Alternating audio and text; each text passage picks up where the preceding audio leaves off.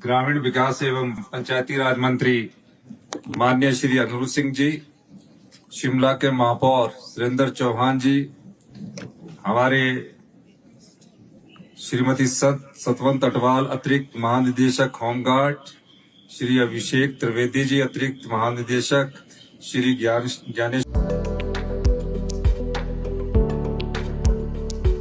किसानों की नई आशाओं को साकार रूप देता हिमाचल प्रदेश का वर्ष 2025-26 का बजट। ग्रामीण अर्थव्यवस्था के सुदृढ़ीकरण के संकल्प के साथ मुख्यमंत्री ठाकुर सुखविंदर सिंह सुक्खू रख रहे आत्मनिर्भर हिमाचल की नींव।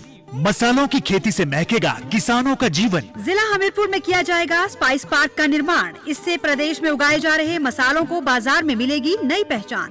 आलू की खेती करेगी किसानों की आर्थिकी मजबूत। ऊना जिला में लगभग 20 करोड़ रुपए की लागत से 500 किलोग्राम प्रति घंटा की क्षमता वाला आलू प्रसंस्करण संयंत्र होगा स्थापित। ऊना जो है आलू के लिए काफी मशहूर है और सबसे एडवांस हमारा जो आलू है ऊना का वो सबसे पहले पैदा होता है। और इसकी जो प्रोसेसिंग यूनिट लगने से हमारे को अभी फार्मरों के दिल में ये तसल्ली होगी है कि जो हमारे आलू के जो दाम है वो हमारे को बड़े सही तरीके के दाम मिलेंगे। और जैसे हमारे साथ अत्याचार होता था कि जो व्यापारी वगैरह बाहर से आते थे और कईयों किसानों के फार्मरों के पैसे मरते थे, जिसके बारे में काफी लोगों का कोर्ट में केस भी चल रहा, तो उस चीज से हमारे को निजात मिलेगा और अच्छे हमारे को दाम मिलेंगे।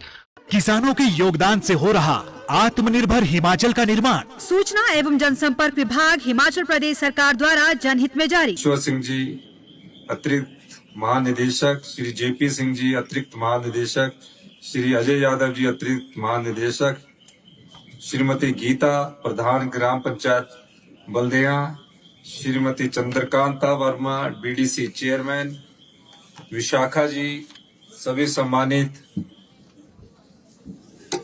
उपस्थित हमारे बुजुर्ग, माताएं, बहनें, युवा साथियों, प्यारे बच्चों, आज के इस गरिमापूर्ण अवसर पर आप सभी के बीच शामिल होकर मुझे बहुत प्रसन्नता हुई है। अग्निशमन सेवा सप्ताह के इस विशेष आयोजन के लिए मैं आप सभी को बधाई देता हूं। यह अवसर हमारे फायर डिपार्टमेंट की निस्वार्थ सेवा और शौर्य को याद करने और सम्मानित करने का है।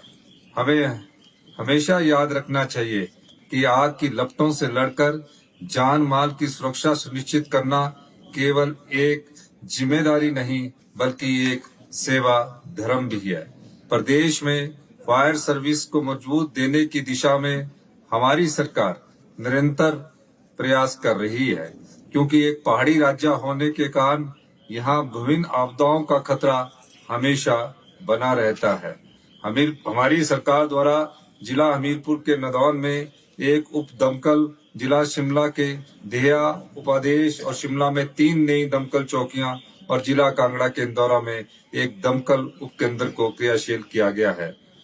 नेरवा दमकल चौकी को शीघ्र ही शुरू किया जाएगा।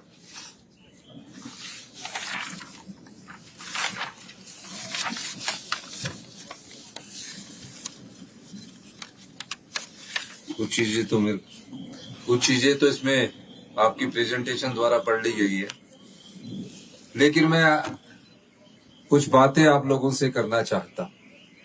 हमारा प्रयास है कि जो हमारा गृह विभाग है वो आपके पुलिस विभाग को भी और होम गार्ड डिपार्टमेंट को भी आने वाले समय में नई चुनौतियों का सामना करने के लिए टेक्नोलॉजी से लैस किया जाए। इस दृष्टि में हमारी सरकार कार्य कर रही है।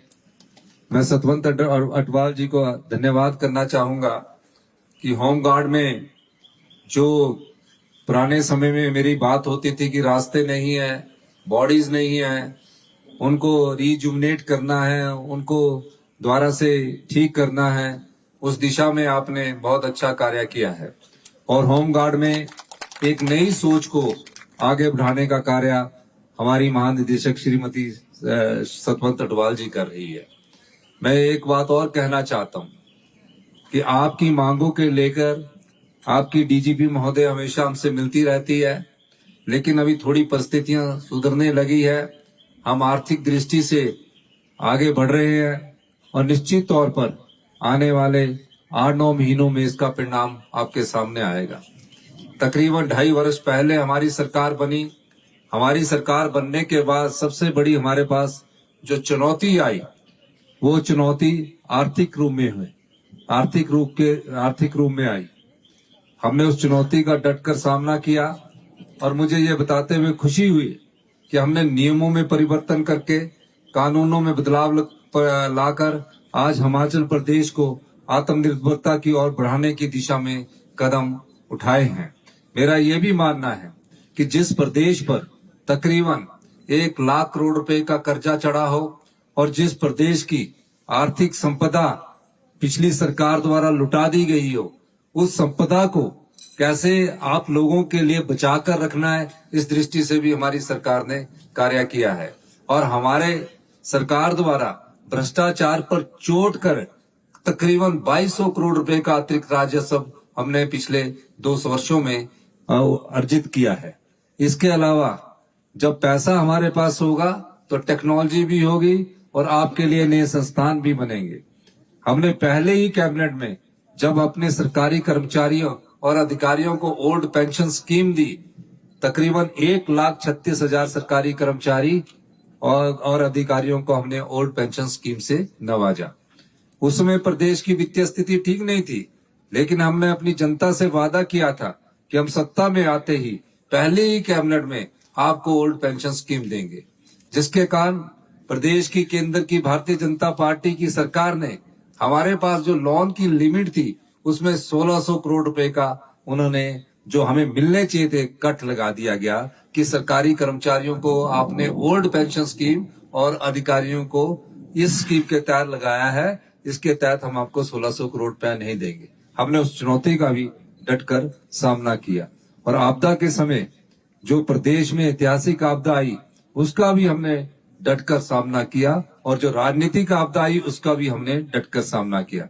इस वर्ष प्रदेश अर्थव्यवस्था के रूप में मजबूत हो रहा है और हम बार बार कहते हैं, पहले दिन से कहते हैं कि 2027 में हिमाचल प्रदेश आत्मनिर्भर होगा और 2032 में हिमाचल प्रदेश हिंदुस्तान का सबसे समृद्धशाली और अमीर राज्य होगा। ये बात मैं इसलिए कहता हूँ कि हमने जो व्यक्तिगत परिवर्तन हम ला रहे हैं, कानूनों को बदल रहे हैं, उससे आपके जीवन में सुधार होगा।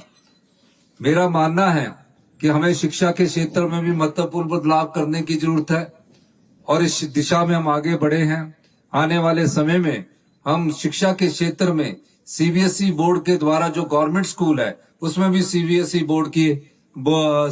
की एजुकेशन की पढ़ाई को और सीबीएसई बोर्ड के एग्जामिनेशन को गवर्नमेंट स्कूल में शुरू करने की दिशा में हमारी सरकार कार्य करेगी। जो हमारा एचपी बोर्ड है उसके अलावा पूरे प्रदेश में तकरीबन आने वाले समय में 100 स्कूलों को हम सीबीएसई बोर्ड से जोड़ेंगे ताकि शिक्षा के स्तर में गुणात्मक सुधार हो। जब हम आए थे उसमें शिक्षा के गुणात्मक सुधार में हम 21वें स्थान पर थे। आज हमारे प्रयासों से असर की रिपोर्ट के अनुसार हम देश में पहले नंबर पर पहुंच चुके हैं। इसके अलावा शिक्षा में हमने बहुत बड़े सुधार का कार्यक्रम शुरू किया है। हेल्थ सेक्टर में हमारा बहुत बड़े सुधार का कार्यक्रम है और इसी तरह आपके जो होम डिपार्टमेंट है उसमें भी सुधार की प्रक्रिया चल रही है और आने वाले समय में उसका आप परिणाम भी देखेंगे। मैं खासकर होमगार्ड डिपार्टमेंट को बहुत बहुत शुभकामनाएं देना चाहता हूं कि आप हमेशा जब भी कोई चुनौती आपके सामने आती है, चाहे आपदा के रूप में आती है, चाहे अग्नि के रूप में आती है या रोड एक्सीडेंट के रूप में आती है, आप हमेशा इस अपने कार्य को तत्परता से और ध्यान लगाकर करते हैं। इसके लिए आपको बहुत बहुत शुभकामनाएं।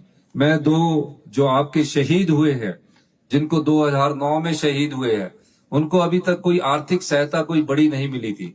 मैं इन दोनों परिवारों को जिनके जो शहीद हुए हैं, जो मुझे आपके द्वारा सतवंत अटवाल जी के द्वारा पता लगा है, 5-5 लाख रुपया शहीद के परिवार को देने की भी घोषणा करता हूं।